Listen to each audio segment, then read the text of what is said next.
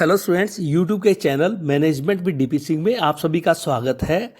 Industrial laws या औद्योगिक संनियम कह दें, इसमें the employees state insurance act कर्मचारी राज्य बीमा अधिनियम 1948 पर चर्चा करेंगे। इसे समझने का प्रयास करेंगे। स्टूडेंट्स, सोशल इंश्योरेंस में कर्मचारी राज्य बीमा अधिनियम 1948 या the employees state insurance act 1948 welfare state concept को लेकर बनाया गया एक ऐसा अधिनियम है जिसमें कर्मचारियों को उनकी डिफरेंट स्टेजेस में, जैसे अपने ये कहते बीमारी में, वृद्धावस्था में, मातृत्व अवस्था में, दुर्घटना में आदि में कर्मचारियों को उन परिस्थितियों से गुजरते हुए सहायता प्रदान करने के लिए बनाया गया है जिसमें वो कार्य करने की स्थिति में नहीं होते। यह अधिनियम 1948 में भारत पर लागू किया गया और इसमें जम्मू कश्मीर को छोड़ दिया, उसमें छोड़कर लागू किया गया था 1970 में। 1970 में इसे जम्मू कश्मीर पर भी लागू कर दिया गया। देखिए, यह अधिनियम सभी सरकारी और गैर सरकारी कारखानों पर लागू होता है। केवल जो मौसमी कारखाने हैं या कहते हैं सीजनल फैक्ट्रीज हैं उन पर, या उन सरकारी स्वामित्व या नियंत्रण रखने वाले कारखाने जिनमें कर्मचारियों को इस अधिनियम के अंतर्गत उपलब्ध जो लाभ हैं लगभग वैसे या उससे अधिक लाभ प्राप्त हो रहे हैं, उन पर यह लागू नहीं होता।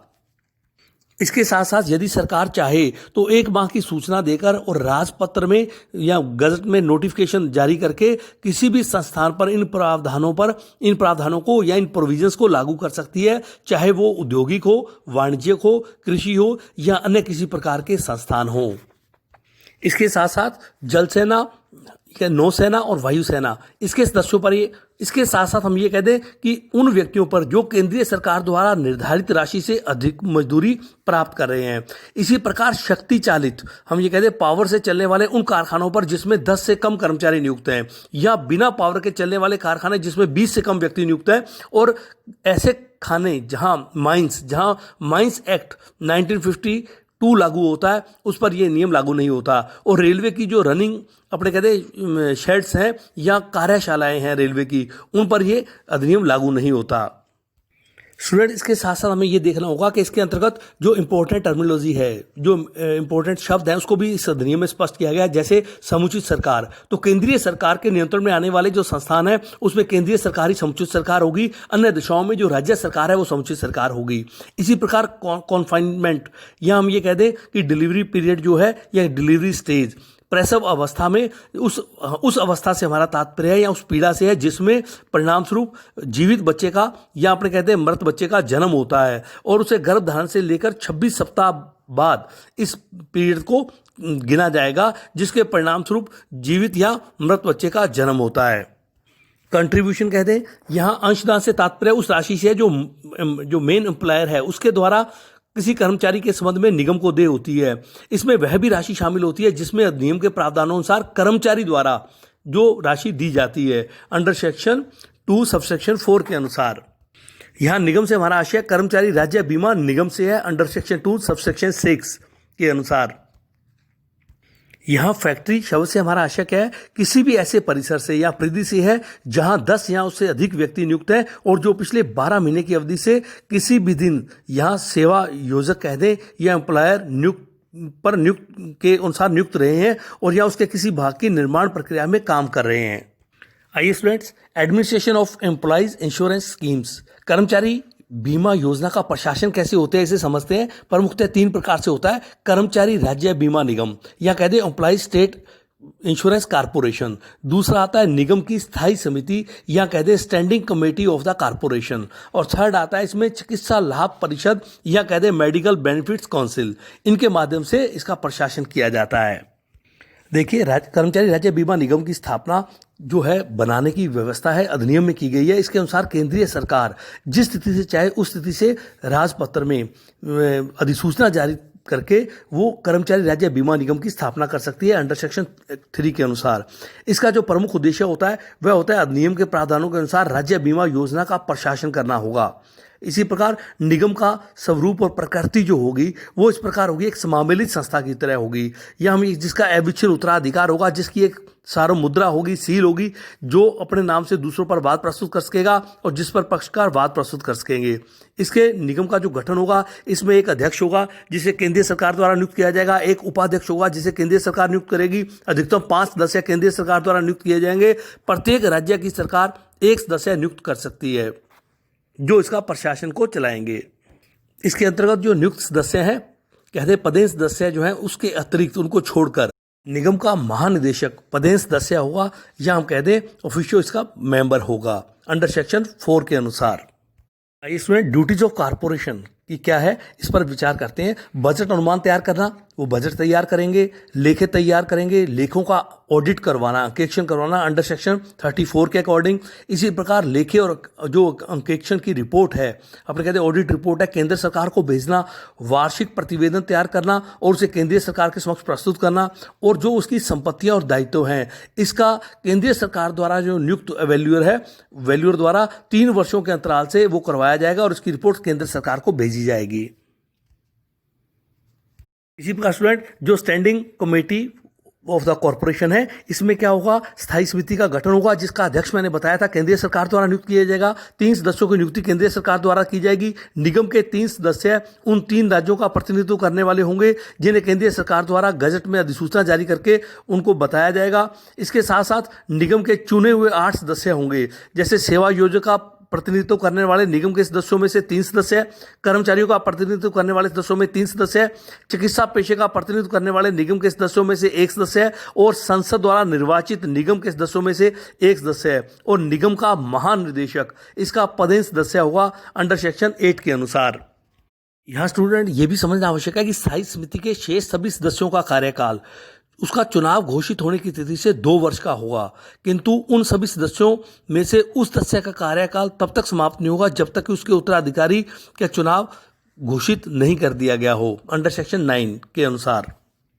स्टूडेंट 3rd इसका आता है, जो आपने देखा था अभी, मेडिकल बेनिफिट्स काउंसिल, चिकित्सा लाभ परिषद। तो निगम या निगम की स्थायी समिति को चिकित्सा लाभों के प्रशासन संबंधी मामलों में परामर्श देने के लिए चिकित्सा लाभ परिषद की स्थापना की जाएगी, जिसमें चिकित्सा लाभ परिषद के गठन का अधिकार जो है वो केंद्रीय सरकार के पास होगा। और परिषद का गठन इस प्रकार से होगा, इसमें एक अध्यक्ष होगा जो कर्मचारी राज्य बीमा निगम का महानिदेशक पदेन पद कह दें, एक्स ऑफिशियो चेयरमैन के रूप में कार्य करेगा। स्वास्थ्य सेवाओं का महानिदेशक director general of health service, इसका परिषद का पदेन सह अध्यक्ष या कहते को चेयरमैन होगा। निगम का चिकित्सा आयुक्त पदेन सदस्य होगा। इसी प्रकार प्रत्येक राज्य सरकार तथा केंद्र सरकार प्रदेश का एक एक प्रतिनिधि जिसे संबंधित सरकार द्वारा नियुक्त किया जाएगा वो इसका सदस्य होगा। इसके साथ साथ सेवा योजकों का प्रतिनिधित्व करने वाले 3 सदस्य हैं जिसकी नियुक्ति केंद्रीय सरकार द्वारा और सेवा योजकों के मान्यता प्राप्त संगठनों के परामर्श से की जाएगी। कर्मचारियों का प्रतिनिधित्व करने वाले 3 सदस्य जिनकी नियुक्ति केंद्रीय सरकार द्वारा कर्मचारियों के मान्यता प्राप्त संगठनों से परामर्श करके की जाएगी। चिकित्सा पेशे का प्रतिनिधित्व करने वाले 3 सदस्य हैं जिनमें एक महिला सदस्य होगी। इनकी नियुक्ति केंद्रीय सरकार द्वारा चिकित्सा पेशे के मान्यता प्राप्त जो संगठन है उनसे परामर्श करके की जाएगी। ये अंडर सेक्शन 10 के अनुसार कार्रवाई की जाएगी।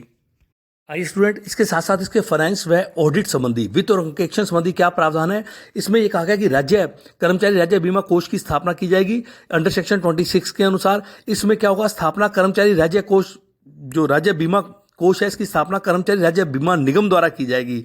और इसका उद्देश्य क्या होगा, इस अधिनियम के अंतर्गत प्राप्त सभी अंशदानों को, कंट्रीब्यूशन को जमा करना, निगम की ओर से प्राप्त अन्य सभी धन को जमा करवाना और इस अधिनियम के उद्देश्य के लिए उस कोष का प्रशासन करना।